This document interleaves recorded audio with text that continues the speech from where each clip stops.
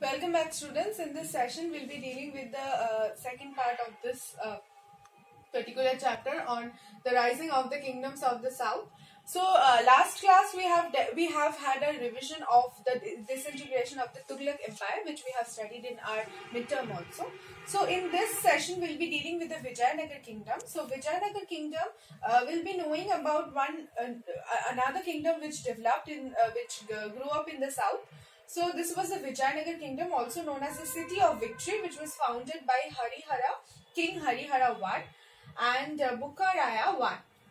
So this particular kingdom was it went in its peak and stretched from this river Krishna in the north to extreme south of the Indian peninsula.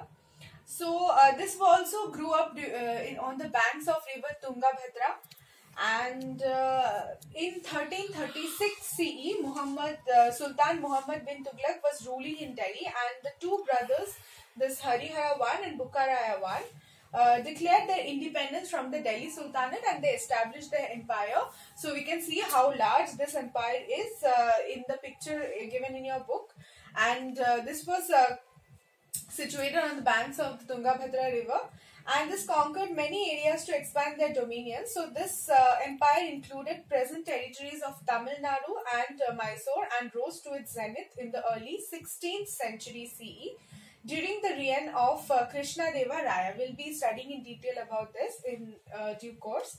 So it lasted for about 230 years. Now the administration under this Vijayanagar kingdom was, the rulers of this kingdom made Hampi. You can see about Hampi. It is a very important and also beautiful tourist destination right now. You can Google about this.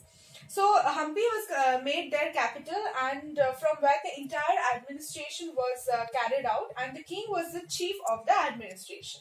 A council helped him in the day-to-day administration. So it was quite similar to the Delhi Sultanate also, the administrative structure.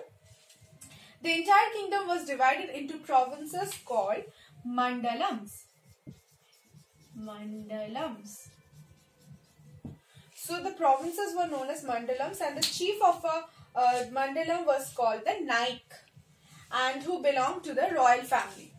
So for the convenience of the Naik, every province was further subdivided into districts, which was further subdivided into parganas, which was subdivided into villages. So if you see the political structure of this Vijayanagar Empire, it is also similar to the structure which we are having currently, like our state administration. Then the state administration has been divided into various districts, then the districts or the zilas, then the zilas are divided into various small constituencies. These constituencies are divided further into various small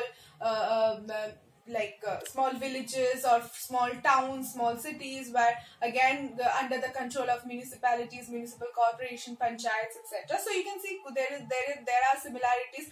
We have parganas also. So not as in the districts were further subdivided into parganas at that point of time. So we have this term which is inherited from these particular empires, and which is quite similar to today's type of administration. So the king was the chief judge of the state. So in the provinces, the Naik delivered justice and gave severe punishment, but the king was the final authority in delivering justice. A powerful army was maintained under Naik to protect the empire. So now you can see the Naik was one from the royal family, and he was responsible for administration of this of the particular mandalam, and he was also responsible for delivering justice. The land revenue was the main source of income of the state, and the farmers had to pay 1/6 to 1/4 of the total produce of the land, total produce as a land revenue. So it is said that the economic condition was good, and farmer led a secured and comfortable life. Now the social and the economic conditions, will be dealing with it now in details. So this in this particular kingdom, we see there is a revival of the Vedic form of Vedic customs, or Vedic form of administration. So there were no major social or cultural changes. Society was conservative and governed by the religious norms of Brahmins. Brahmins exercised considerable influence in the social, religious, and even the political matters. So we can see there was a revival of Brahmanism, the cult of Brahmanism in this portion, and women were respected, but they were not given the same status as men in the society. Sati, polygamy, and child marriage were common, and they occupied high positions in the society and took part in the social, political, and literary life.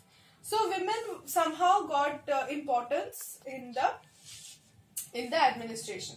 So the kingdom of Vijayanagar was one of the wealthiest of the time, and we can see the Portuguese, the Dutch, the English traders who had visited India during this time. And taxes on land and trade were the main source of revenue, and the main occupation of people was agriculture, and irrigation of tanks, canals, and dams were also built for this purpose. So we can see the economy was based on agriculture. Agricultural based economy was prevalent at that point of time. So that will be all, students. In the next session, we'll be dealing with the decline of this empire and the next portion of this chapter. So that will be all. Thank you.